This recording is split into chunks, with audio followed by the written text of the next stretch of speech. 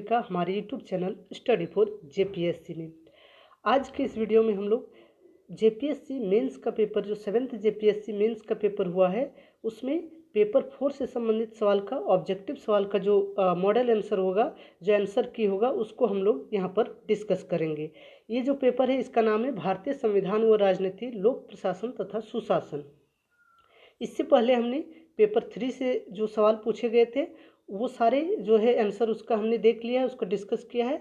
तो अगर आपने वो वीडियो नहीं देखा है तो आप प्लेलिस्ट में जाकर वो वीडियो देख सकते हैं। और आप हमारे टेलीग्राम चैनल से भी ज़रूर जुड़ जाइए। स्टडी फॉर जेपीएससी का टेलीग्राम चैनल है और आप अगर नए हैं तो आप चैनल को सब्सक्राइब भी कीजिए। तो चलिए शुरू करते हैं। देखिए इस बार जो नया पैटर्न है, इस बार क्या पैटर्न था इसको यहाँ पर हम थोड़ा समझा देते हैं कि जनरली क्या होता है कि जो इस पेपर में संविधान एवं लोक प्रशासन एवं सुशासन से 10 सवाल रहते हैं, जबकि भारतीय संविधान व राजनीति से 10 सवाल रहते हैं। ठीक है, 20 सवाल ऑब्जेक्टिव का रहता है। लेकिन इस बार क्या है, इस बार सारे जो सवाल हैं वो भारतीय संविधान व राजनीति से ही पूछा गया है। 20 का 20 सवाल जो है भारतीय संविधान व राजनीति से पूछा गया है। तो ये एक नया बात जो है इस बार 7th जेपीएससी में हम लोग को देखने को मिला। ठीक है, तो ये सारी चीज़ें यहाँ पर आप लोग ध्यान दीजिए। चलिए हम लोग देखते हैं जो एक एक करके क्या क्या। पेपर 4 का जो पहला सवाल था ये है कि निम्नांकित में से कौन से 42वें संविधान संशोधन अधिनियम के माध्यम से भारत के संविधान की प्रस्तावना में जोड़े गए थे।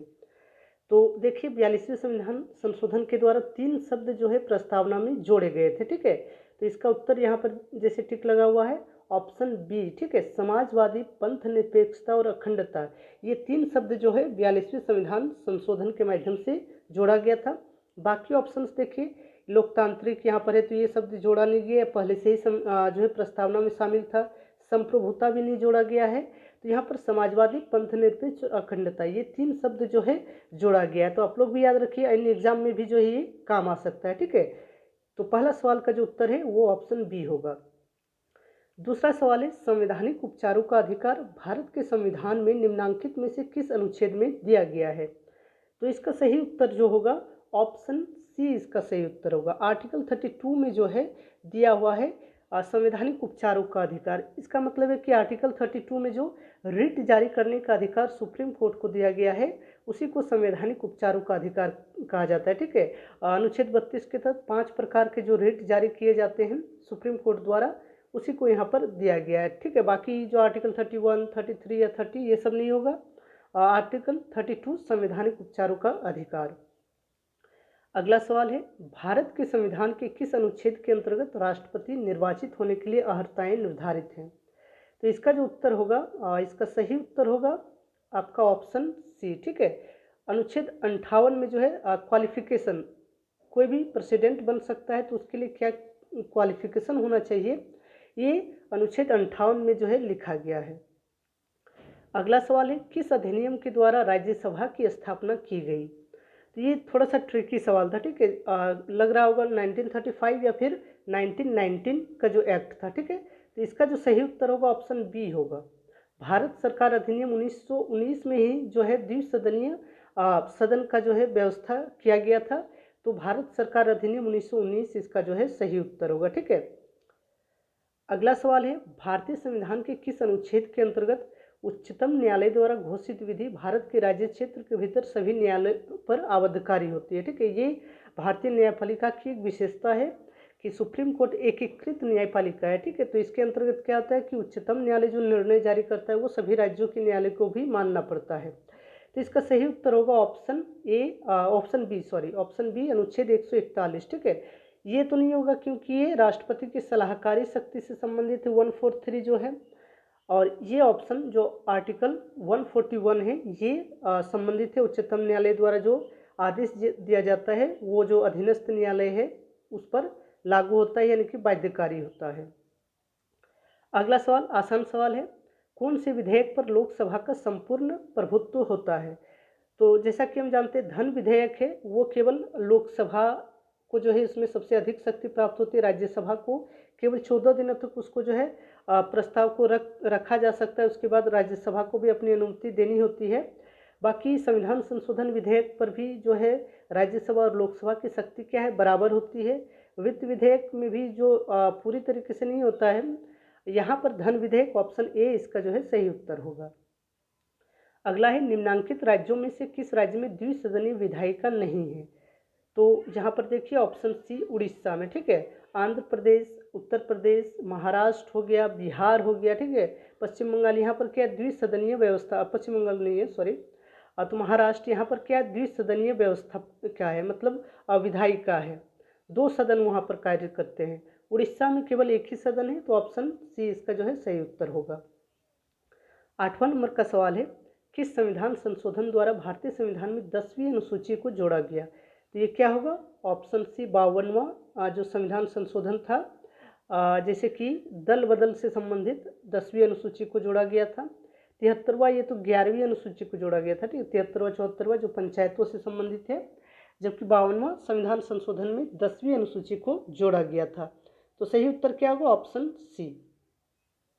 अगला सवाल है, भारत में अब तक कितनी बार वित्तीय आपात स्थिति घोषित की गई है?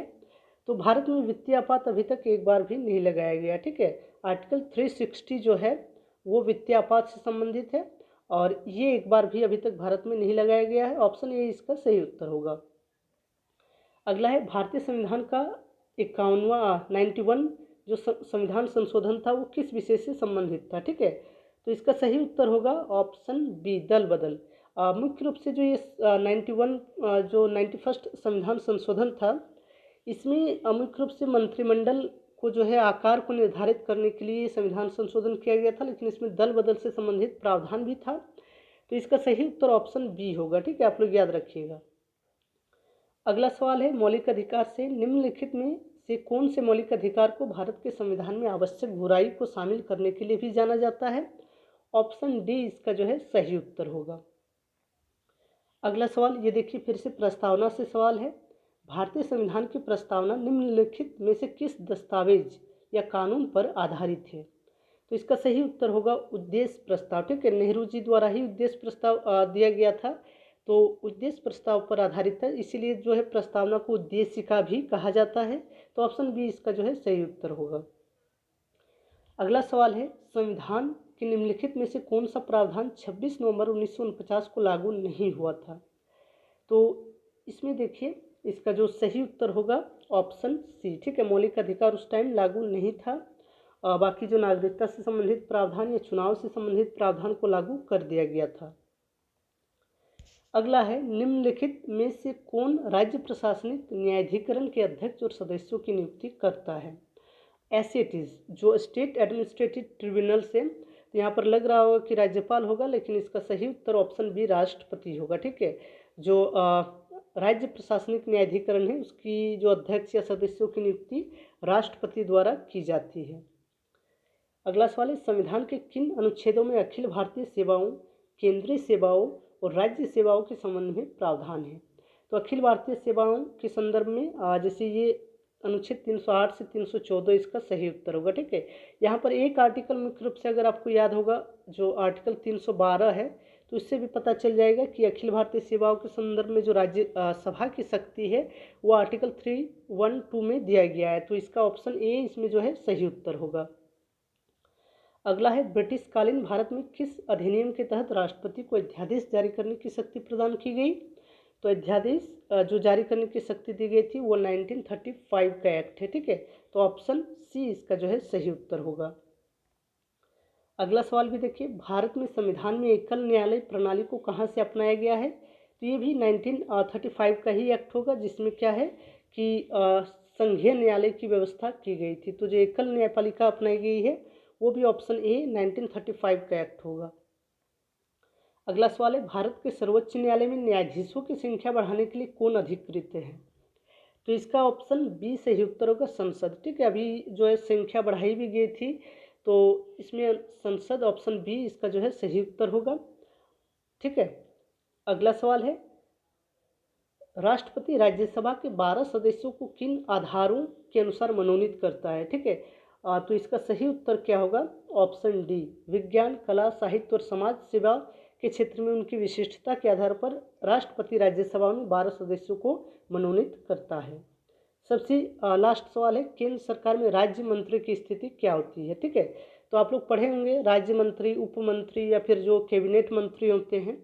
तो इनमें से जो राज्य मंत्री होते हैं क्या, वो केंद्र सरकार के मंत्री है लेकिन कैबिनेट के सदस्य नहीं है, ठीक है। ये होगा इसका सही उत्तर। यहाँ पर देखिए वो राज्य मंत्रिमंडल के तो नहीं, राज्य मंत्रिमंडल से उसका संबंध नहीं होता है, वो राज्य के राज्यपाल का मनोनीत व्यक्ति होता है, ये भी नहीं होगा। राज्य से ये संबंधित नहीं होता है, राज्य मंत्री है लेकिन वो संबंधित केंद्र सरकार के स्तर पर ही होता है, वो कैबिनेट मंत्री की सहायता करता है, या फिर कोई उप विभाग है उसका जो है अध्यक्ष होता है। तो ये राज्य मंत्री, ऑप्शन ए इसका जो है सही उत्तर होगा, ठीक है। तो ये देखिए 20वां सवाल क्या है, पॉलिटी से ही पूछा गया, पब्लिक एडमिनिस्ट्रेशन या फिर गुड गवर्नेंस से इस बार सवाल नहीं पूछा गया है, ठीक है। तो ये था जो ऑब्जेक्टिव सवाल था। और ये देखिए सब्जेक्टिव जो सवाल है लॉन्ग टाइप का, ये सब भी है, इस सबको हम लोग डिस्कस करेंगे बाद में। अभी जो इतना है इसको आप लोग देख लीजिए, और वीडियो को पसंद आए तो आप लोग लाइक भी कीजिए और शेयर भी कीजिए। चलिए धन्यवाद, फिर मिलते हैं अगले वीडियो में। फिर हम लोग पेपर 5 से संबंधित जो ऑब्जेक्टिव सवाल है वो सब भी डिस्कस करेंगे। तब तक के लिए धन्यवाद।